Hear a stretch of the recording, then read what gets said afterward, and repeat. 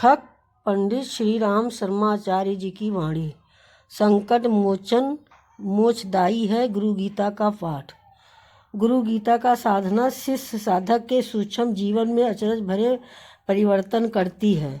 इससे अकटाए कर्म कटते हैं, अमिट संस्कार मिटते हैं, दुस्तर दुर्योग महासंकट विनाशक प्रबंधक गुरु भक्त साधक को नहीं व्यापते। जो अनुभवी हैं वो अपने अनुभव के बल पर इस सत्य का उद्घोष करते हैं कि गुरु गीता की मंत्र महिमा व गुरु कृपा सहयोग असाध्याय को साधने वाला है।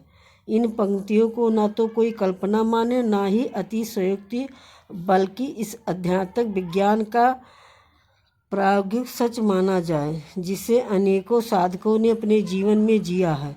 इच्छा करने पर दूसरे भी गुरु गीता की मंत्र सामर्थ्य एवं गुरु कृपा की महाशक्ति के आश्चर्यकारी अनुभव पा सकते हैं। ये केवल लिखी जाने वाली, पढ़ी जाने वाली, कही जाने वाली सच्चाई नहीं, बल्कि जाने वाली, जी जाने वाली सच्चाई है। इसका प्रकटीकरण पिछले कर्मों में विविध रूप में हुआ है। बीती गुरु भक्ति कथा में भी भगवान सदाशिव ने माँ जगदम्बा को बताया है कि सतगुरु के संतोष मात्र से करोड़ों जन्मों के जप तप यम व्रत आदि क्रियाएं सफल हो जाती हैं। जो अपनी विद्या बल यम तप बल के गर्भ में गुरु सेवा नहीं करते वो अभागे हैं।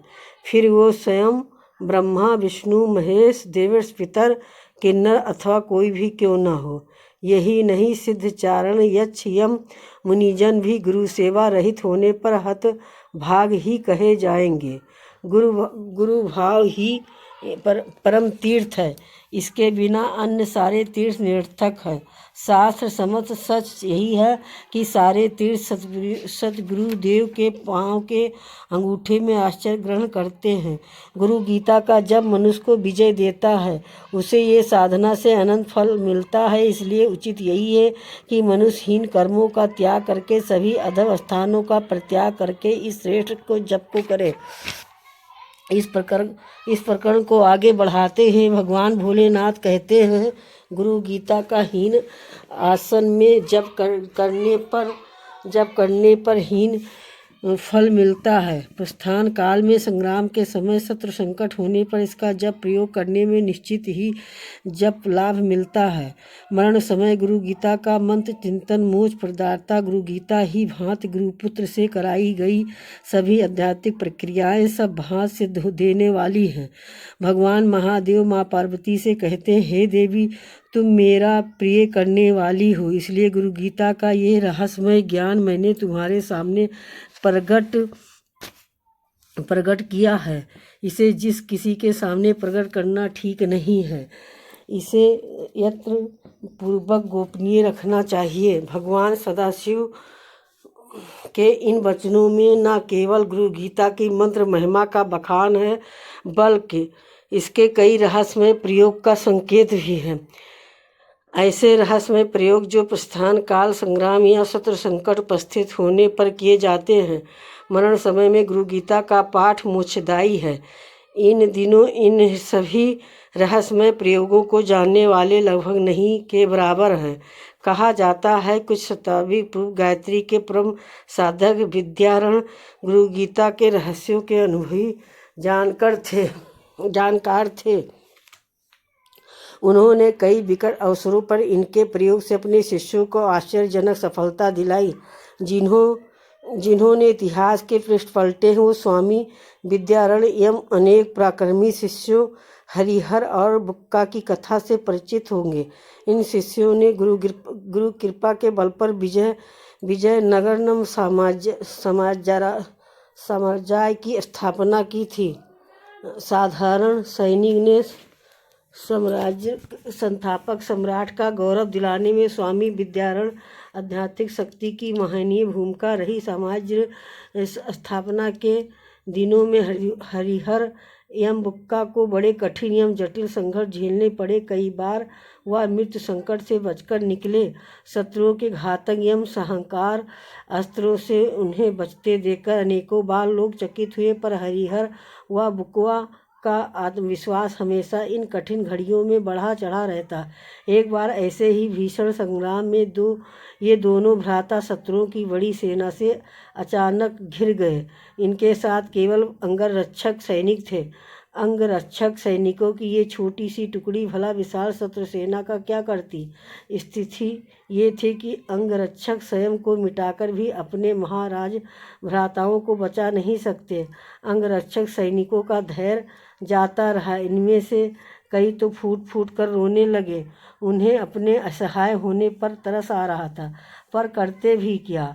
अपने इन सैनिकों को ये दंडनीय दशा देखकर महाराज हरिधर ने उन्हें धीरज बांधते हुए कहा, वीरों, हिम्मत मत हारो। जीवन में ऐसे कल पल और परिस्थितियाँ आती हैं जब हम निरुपाय होते हैं। ऐसा भी बहुत कुछ होता है जिसे करने में हम असमर्थ होते हैं, पर ध्यान रखो कि ऐसा कुछ भी नहीं है जिसे हमारे परम समर्थ गुरुदेव न कर सके। ऐसा कुछ भी नहीं है जिसे हमारे परम समर्थ गुरुदेव न सकर ऐसा कुछ भी नहीं है जिसे करने में स्वयं भगवान असमर्थ हो जाएं। लेकिन महाराज, आप और हम क्या कर पाएंगे। अंगरक्षकों में से एक देवनायक ने कहा। बुक्का ने अपने भ्राता हरिहर की ओर देखा और मुस्कुराए तथा उनसे कहा, अभी तुम गुरु कृपा का चमत्कार देखो। ऐसा कहते हुए दोनों गुरुभक्त भाइयों ने अपने गले पड़े हुए स्वर्ण मंडित ताबीज को निकालकर हाथ में ले लिया और अपनी समस्त मानसिक शक्तियों को एकाग्र करते हुए अपने गुरुवर का स्मरण किया। साथ ही गुरु गीता के कतिपय विशिष्ट मंत्रों का होठों ही होठों में जप किया। अंगरक्षक सैनिक अपने महाराज भ्राताओं का ये कार्य बड़े निराश मन से देखते रहे। कुछ ही पलों के बीतते ही आश्चर्यजनक रूप से बादल छाने लगे। तेज हवाओं के साथ घटाएं घिर आईं। काली घटा घटाओं के साथ घिर आए। अंधेरे और मूसलाधार बारिश ने शत्रु सेना को संकट में डाल दिया। प्रकृति ने इस प्रकोप ने हरिहर और बुक्का भाइयों को स्वतः ही वहां से निकलने का मार्ग दे दिया। वे दोनों अपने अंगरक्षकों के साथ वहां से सुरक्षित निकल गए। शत्रु सेना उन्हें घेरने की योजना ही बनाती रह गई। बल्कि ये परिवर्तन से सैनिक भी चकित थे। आखिरकार क्या है उस ताबीज जैसा, क्या थे वो मंत्र जिन्हें इन भाइयों ने दोहराया। अंगरक्षक सैनिकों का इस जिज्ञासा पर महाराज हरिहर ने हंसते हुए बताया, ये गुरु कृपा का सुफल है। हमारे गुरुदेव स्वामी विद्यारण्य हमें गुरु गीता को नित्य पाठ का आदेश देते हुए गुरु गीता के कुछ विशिष्ट मंत्रों के हवन में से एक मंत्र कवच विनिर्मित करके दिया था। स्वर्ण मंडित ताबीज ही ये कवच है। संकट में इससे रक्षा होती है और गुरुदेव की सहायता प्राप्त होती है। आज वही हुआ। गुरु गीता ने ही संकट में हमारी जान बचाई है। सचमुच ही इसका महत्व आश्चर्यजनक है। इस वाणी को सुनने के लिए बहुत बहुत धन्यवाद और आपने जो सब्सक्राइब करा उसको तहे दिल से धन्यवाद करती हूँ।